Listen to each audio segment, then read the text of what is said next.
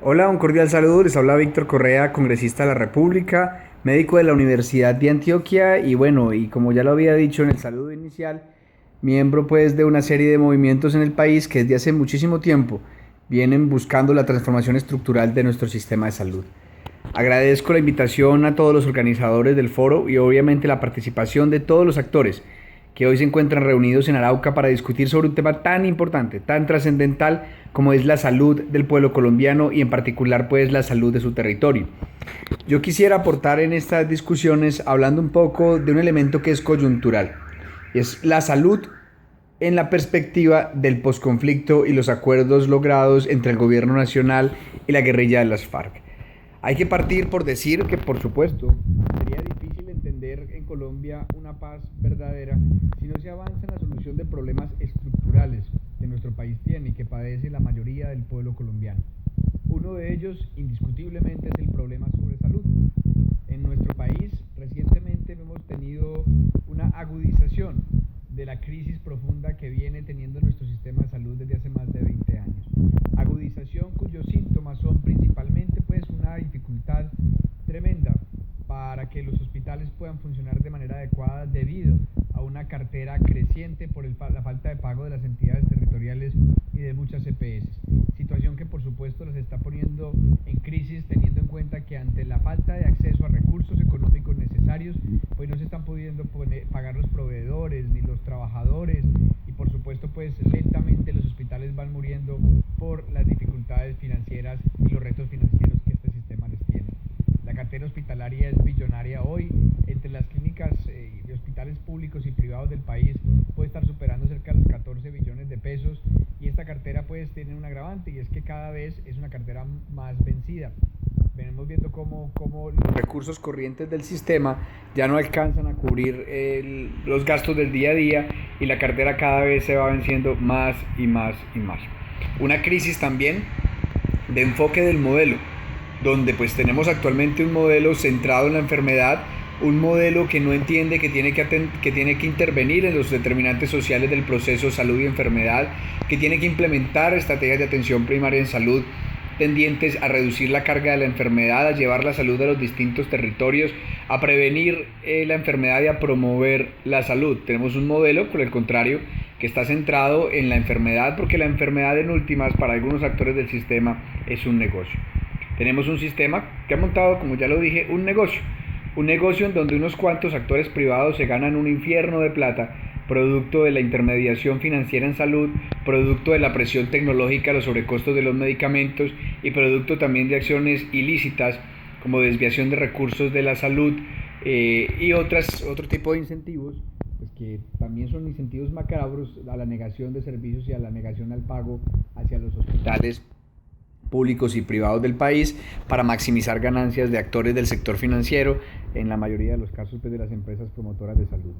Existe también pues otra serie de dificultades en nuestro sistema, ya lo mencionaba un poco, hay una presión tecnológica muy fuerte en algunos sectores, no es algo que vivamos con tanto rigor en las zonas rurales dispersas de nuestro país, pero en algunas grandes ciudades los sobrecostos de los medicamentos que son utilizados y las tecnologías que se van introduciendo sin mucha evidencia técnico-científica y que pues además es llevado pues a su consumo bajo una dinámica de inducción al uso de estas tecnologías, pues también van generando una carga importante sobre nuestro sistema. La corrupción, pues ya también lo había mencionado, es otro factor determinante en que nuestro sistema no funcione bien. En últimas, las consecuencias de esto. En Colombia, entre el año 1998 y el año 2011, se murieron cerca de 1.400.000 colombianos por causas evitables. Un sistema de salud que no es capaz de atender esta realidad es un sistema de salud que no funciona. La gente se sigue muriendo en las puertas de los hospitales, la gente se sigue enfermando y complicando pues, sin posibilidad de tratamiento por enfermedades que la medicina sabe curar y sabe tratar y terminan derivándose en pues, altos niveles de complejidad. Se sigue teniendo un enfoque que no comprende, por ejemplo, la importancia de llevar los acueductos a las zonas rurales de nuestro país, en un país donde el 85% de los campesinos no tienen acceso al agua potable, pues por supuesto que la enfermedad diarreica aguda y otras enfermedades cobran más prevalencia. Así también como por ejemplo la enfermedad pulmonar obstructiva crónica y otras enfermedades asociadas a hábitos de vida poco saludables. Nuestro sistema de salud requiere ser transformado porque la salud está estrechamente relacionada con la vida digna. Es imposible gozar de una vida digna si no se tiene salud. Y para tener salud hay que tener un sistema que proteja a los hospitales y la red pública con un modelo que pues privilegie ante todo las estrategias de atención primaria en salud, la prevención y la promoción, entre otros factores pues que son necesarios, como el fortalecimiento de las capacidades territoriales y la intervención en los determinantes sociales de la salud y la enfermedad, como el medio ambiente sano, el derecho a la vivienda digna, entre muchos otros elementos. Pero bueno, para ya entrar a abordar un poco, por supuesto, que si nosotros vamos a hablar de paz en Colombia, pues tendríamos que atender este problema que causa miles de muertes por año, que es el problema pues del sistema de salud. Podría uno decir que la ley 100 no tiene fusil, pero mata, y mata a un montón de personas, de colombianos que deberían tener derecho a la salud, así contemplado en la ley 1751, que es la ley estatutaria en salud. Podría extenderme un montón hablando, ampliando cada uno de estos temas de la problemática del sistema de salud, pero no es el caso. El punto o el mensaje importante que quiero dejar sobre esto es que indiscutiblemente, si Colombia quiere avanzar hacia la construcción de una paz estable y duradera, en particular en aquellos territorios que históricamente han sido abandonados por el Estado en todas las materias, incluyendo la salud, pues tendrá que entrar a transformar de fondo el sistema de salud, a proteger y a promover el fortalecimiento de la red hospitalaria, en particular la red hospitalaria pública. ¿Por qué digo esto? Pues porque también hay que ser francos frente al actual contenido de los acuerdos que se firmaron entre la guerrilla de las FARC y el gobierno nacional. Pues de fondo no hay una transformación estructural de nuestro sistema de salud. Y mientras esa transformación estructural no se dé, pues difícilmente estas crisis que estamos viviendo pues van a poder parar y difícilmente vamos a poder entrar en una lógica distinta en nuestro sistema de la garantía del derecho a la salud en el conjunto de la población colombiana. Pero bueno, no todo lo que está pues no se logra avanzar en el contenido de los acuerdos en una reforma estructural, pero sí hay elementos que a mi parecer se deben tener en cuenta desde los territorios. Es sabido que en los acuerdos o en la negociación de las FARC con el gobierno nacional se contemplaron 6 puntos.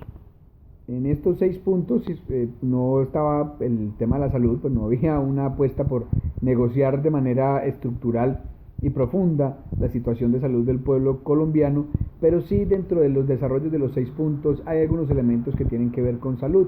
O sea, la salud sí se menciona en los acuerdos de La Habana desde algunos enfoques.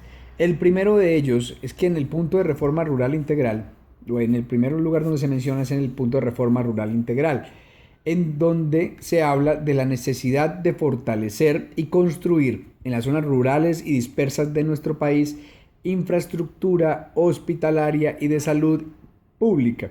¿Por qué es importante tener en cuenta esto? Porque si el gobierno nacional va a cumplir con este tema, pues veríamos en Colombia un fenómeno que sería pues sui generis casi en la historia reciente de nuestro país, y es la construcción de nueva infraestructura hospitalaria en muchas regiones del país. Recordemos que buena parte pues de los recursos que habían del fondo hospitalario pues ya no existen, esos recursos no están, y pues esas platas no han permitido, pues no hay plata para construir nuevos hospitales y nuevos centros de salud, ni para dotar los que hay, ni para mejorar las condiciones de infraestructura de los que están. Entonces hay un enfoque desde el punto de vista de infraestructura, pero también se habla de la necesidad de dotar adecuadamente con equipos esta infraestructura y la infraestructura en general de los hospitales públicos de las zonas rurales y dispersas de nuestro país, así como garantizar que se va a tener el recurso humano con la calidad adecuada. Se habla de la creación de un Plan Nacional de Salud Rural. Este Plan Nacional de Salud Rural tendría varios componentes. Uno de ellos, por supuesto, sería la creación de un modelo especial de salud para las zonas rurales. A mí me preocupa un poco porque el ministerio, yo tengo mis críticas al modelo integral de atención en salud que se está empezando a implementar y que tienen algunos pilotos, por ejemplo, como en el departamento de Guainía, porque igual mantiene el mismo modelo de intermediación y lo que hace es fortalecer a un actor, como pues a una EPS, como un monstruo que tiene que ver con toda la salud del departamento. Y bueno, las EPS ya han demostrado cuál es su vocación. La vocación de las EPS no es garantizar la salud, no es disminuir la carga de la enfermedad. La vocación de las EPS es garantizar el negocio y la sostenibilidad financiera a cualquier costo. Hay además pues la implementación de un sistema de seguimiento ahí contemplado en los acuerdos para de esta forma pues hacer un monitoreo constante de cómo va mejorando o empeorando la salud de las zonas rurales del país para que se pueda garantizar pues que la gente tenga acceso a una infraestructura que ayude, porque es imposible implementar un modelo cualquiera que sea sin infraestructura hospitalaria y de salud adecuadas, pues que ayude a disminuir la carga de la enfermedad, a garantizar el derecho efectivo a la salud. Se habla también dentro de este tema la necesidad de estimular a las organizaciones comunitarias y a asociaciones y demás para que gestionen proyectos de construcción de infraestructura. Entre ellos mencionan construcción de infraestructura en salud. ¿Por qué es esto? ¿Por qué es importante esto? Porque seguramente a la par que va a haber un fortalecimiento de la red hospitalaria pública, pues va a haber también la posibilidad de que los procesos organizativos, los procesos organizados de la comunidad gestionen proyectos para implementar infraestructura de distinto tipo, entre ellos la infraestructura de salud. Hay también un tema relacionado en los acuerdos, en el punto de reforma rural integral, sobre la formalización laboral en el campo, y por supuesto la formalización laboral en el campo tiene que ver también con el acceso a la seguridad social y por supuesto dentro de la seguridad social del derecho a la salud, lo que podría introducir algunos recursos adicionales a este sector en muchos de estos territorios. Y bueno, y menciona también la importancia de incluir la participación ciudadana en la formulación de las políticas en salud. Este es el punto que trata sobre pues, reforma rural integral y los componentes que sobre salud se desarrollan en el mismo. Hay otros elementos que se tocan en otros de los puntos de los acuerdos. Por ejemplo, pues se habla en el punto ya de reincorporación y en todo el proceso pues, de reincorporación, pues antes durante los tiempos de campamentación y pues, de tránsito en las zonas veredales, que la gente va a tener acceso a salud, los guerrilleros de las FARC, y eso pues será uno de los componentes que se tendrán en cuenta. Así como también para los menores que van a ser reincorporados, pues también se contempla en el acuerdo que estos menores van a tener el acceso al derecho a la salud. Asimismo también para aquellas personas que se reincorporan a la vida civil, para aquellos guerrilleros que se reincorporan a la vida civil, se garantiza por parte del Estado el acceso a la seguridad social en salud. ¿Qué más se trabaja sobre el tema de salud en los acuerdos de La Habana? Yo creo que estos primeros puntos nos permiten ver a nosotros por lo menos dos elementos.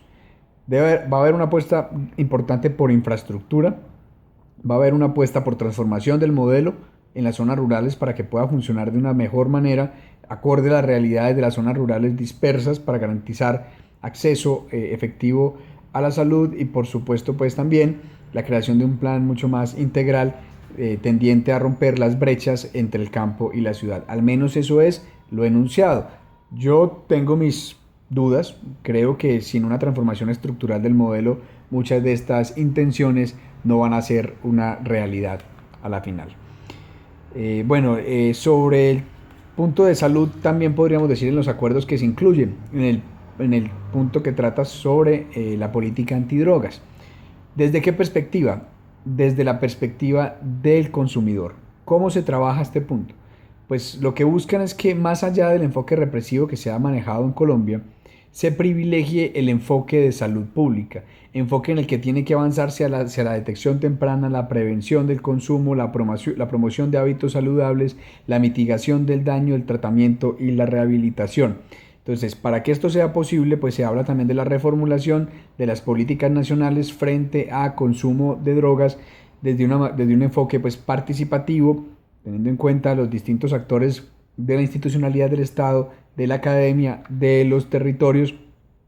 Y bueno, y dentro de esa revisión pues se crearían también algunos planes de acción territoriales frente al consumo. Dentro pues otro de los temas que sobre salud se habla en los acuerdos es la salud mental de las víctimas de la violencia, de tal manera que se fortalezca el acceso de esta población a la salud mental. Uno podría decir tranquilamente que mucho de lo que está mencionado en este acuerdo ya forma parte hoy de la normatividad colombiana, bien desde la Constitución Política Colombiana, desde la Ley 1438, desde la Ley 1448, desde la Ley 1751, que es la Ley Estatutaria en Salud. Pero bueno, hay que mencionar que este es un acuerdo más que jurídico, es un acuerdo político y por supuesto el llamado que habría que hacer es a que muchos de estos puntos se toquen.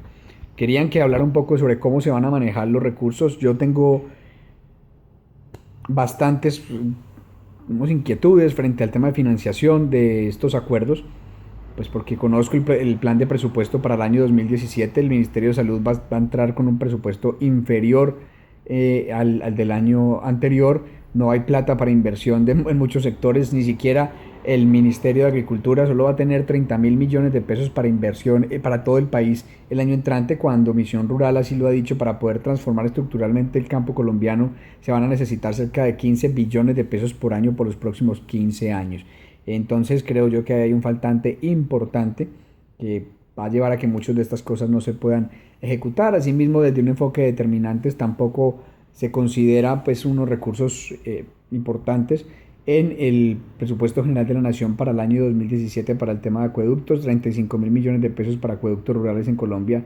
Pues eso no va a permitir intervenir un problema grande que hay de acceso al agua potable en muchos territorios de nuestro país.